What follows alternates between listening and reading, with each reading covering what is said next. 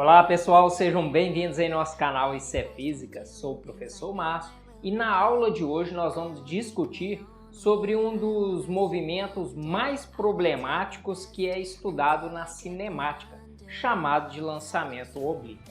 Ou seja, o seu grau de complexidade exige do fato de que o movimento que acontece ele está em duas dimensões, desde o seu início de lançamento. Vamos entender isso?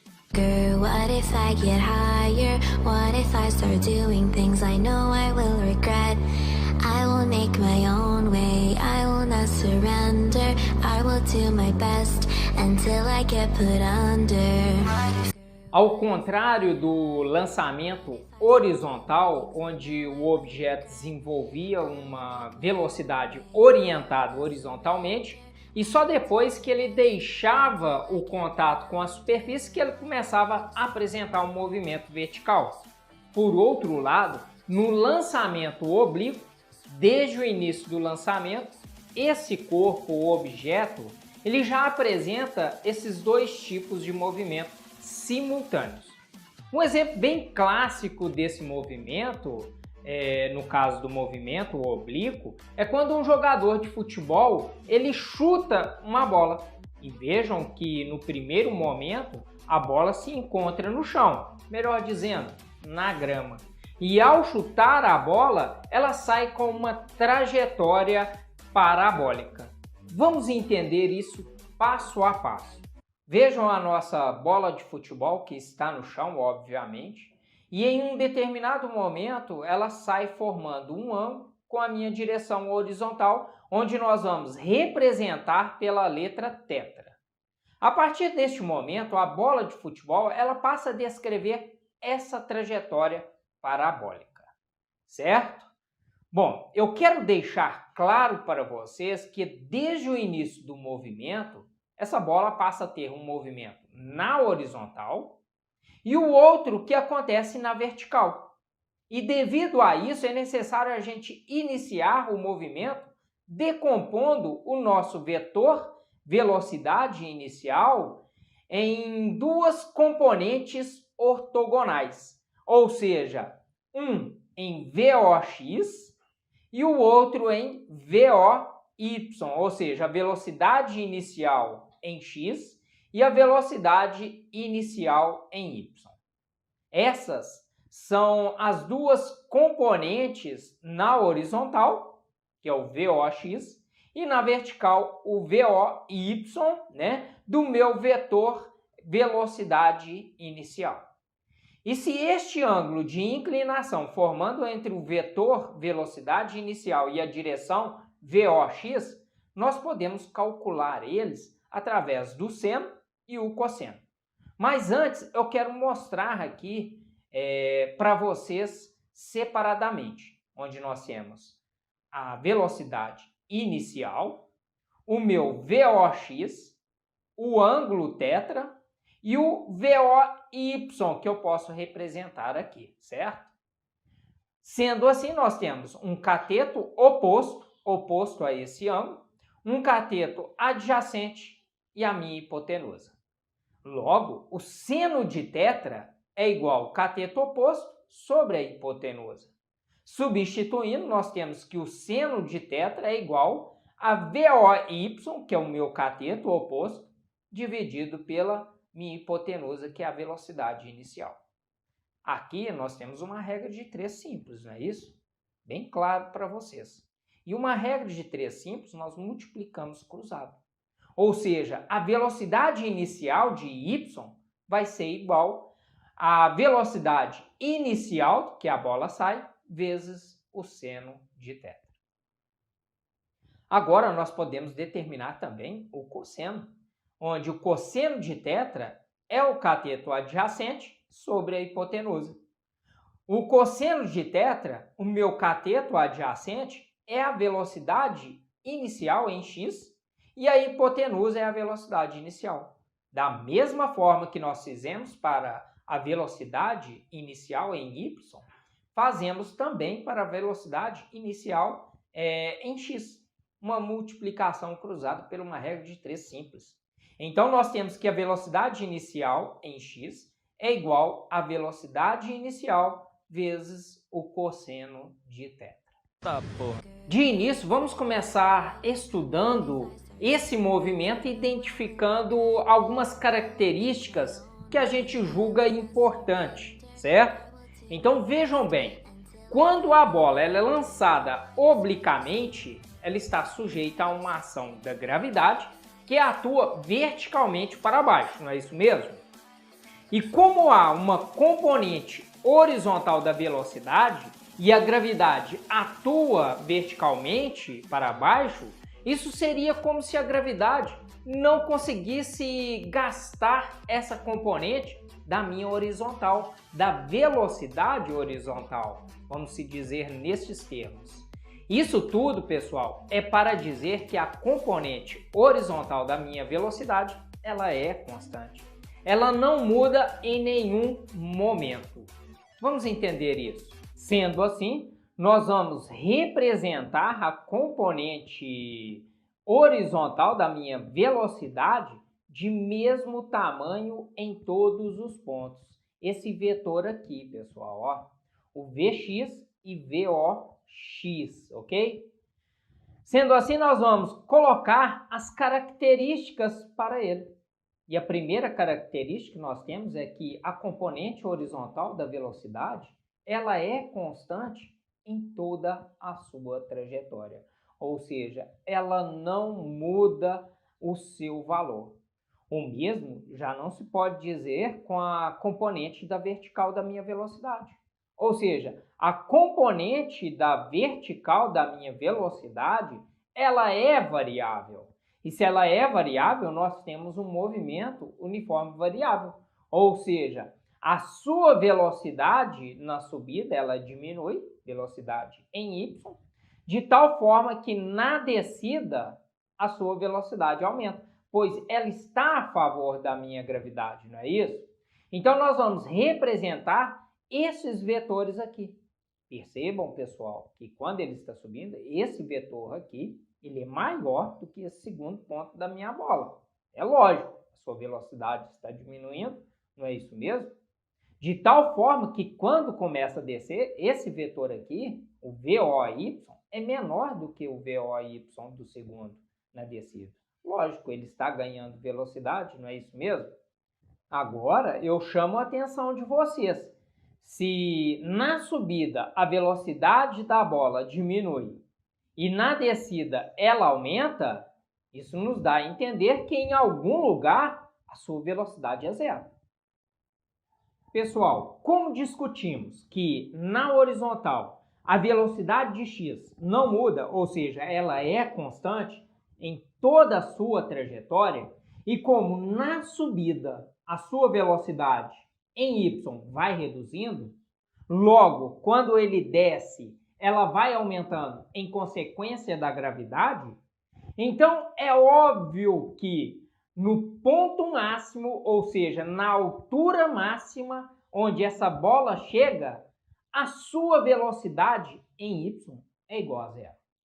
Mas veja bem, não estou dizendo que na altura máxima a velocidade é zero. Eu estou te afirmando que na altura máxima, ou seja, no ponto onde a altura é máxima, a minha componente vertical da velocidade é zero. Né? Melhor dizendo, a velocidade em y é igual a zero. Que fique muito claro isso para vocês. E a responsável para que isso ocorra, essa variação da minha componente vertical, é a aceleração da gravidade. Vamos registrar isso? Vejam bem, a aceleração da bola, ela é constante em módulo, direção e sentido ao longo de toda a sua trajetória. E esta aceleração é a aceleração da gravidade, onde nós temos um valor de 10 metros por segundo ao quadrado. Vejam que quando a bola faz essa trajetória, nós temos esses dois pontos aqui, ó, situados à mesma altura. Sendo assim, o módulo da velocidade será o mesmo nesses dois pontos. A mesma coisa vai acontecer para esses dois pontos de cima. E que o que difere um ponto do outro é que um sobe e o outro está descendo. Entretanto, o módulo da velocidade continua sendo o mesmo, ou seja, esses dois pontos estão localizados a uma mesma altura. Sendo assim, para pontos situados à mesma altura, o módulo da velocidade será o mesmo. Fique bem claro isso para vocês. Outra propriedade importante desse tipo de movimento é o seguinte: se essa bola ela não for interceptada por nenhum jogador, ou seja, saindo aqui deste ponto e retornando ao gramado neste outro ponto, o seu tempo de subida será o mesmo tempo de descida, rigorosamente o mesmo tempo. E isso só é válido se o corpo retornar ao mesmo nível de lançamento. O tempo em que ele leva para subir é o mesmo tempo que ele leva para descer. E por último, esse tipo de movimento, mantendo-se a velocidade constante de lançamento, observa-se que a bola vai mais longe possível quando ele for lançado com a horizontal a um ângulo específico que é de 45 graus. E isso acontece porque o alcance máximo para este ângulo é de 45. Agora, nós podemos ir para as equações matemáticas. Elas são deduzidas na mesma análise para o lançamento horizontal e nós vamos dividir em duas partes, a horizontal e a vertical. E lembrando que no movimento horizontal, ele é um movimento uniforme, já que a gravidade não interfere na minha componente horizontal da minha velocidade, não é isso? Então, nós temos que o alcance é igual à velocidade inicial em x vezes o tempo. Esse A aqui, pessoal, implica ser o alcance, a distância com que a minha bola é lançada, a distância da qual ela chega. Já na direção vertical, o movimento pode ser analisado da seguinte forma: como a velocidade ela muda, melhor dizendo, é um movimento variado, então nós temos a equação de velocidade final em y é igual a velocidade inicial em y mais ou menos a gravidade vezes o t. E nós temos também que a velocidade final em y é igual à velocidade inicial de y ao quadrado mais ou menos 2 vezes a gravidade vezes a sua altura, ou seja, a equação de Torricelli. E, por fim, nós temos que a altura total máxima é igual à velocidade inicial em y vezes o seu tempo mais ou menos a gravidade vezes o tempo. Vejam que em todas aparece o sinal de mais ou menos. A explicação para isso é o seguinte: quando a bola sobe, a sua velocidade diminui, então colocamos o sinal de negativo para representar essa queda do módulo da minha componente vertical da velocidade. E à medida que a bola desce, usamos o sinal de positivo, porque o módulo da minha componente vertical da velocidade, ela está aumentando. Ou seja, quando o objeto sobe, é negativo, e quando ele desce, nós temos um sinal de positivo. Existe também uma equação que utilizamos, uma série de combinações que nós chegamos nesta equação do seu alcance. Ou seja, o alcance máximo é igual à velocidade inicial ao quadrado vezes o seno de 2 vezes o θ dividido por g, que é a sua gravidade, ok? Ou seja, melhor dizendo, ele nos diz que o alcance máximo, ele depende do seno de 2 vezes o ângulo de lançamento. Devo lembrá-los que o seno é o máximo quando ele é de 90 graus, não é isso? E nesta equação, o argumento é que 2 vezes o ângulo. Portanto, para dar um ângulo com o seno de 90, este ângulo aqui ele deve ser de 45, para que multiplicado por 2 dê um valor de 90.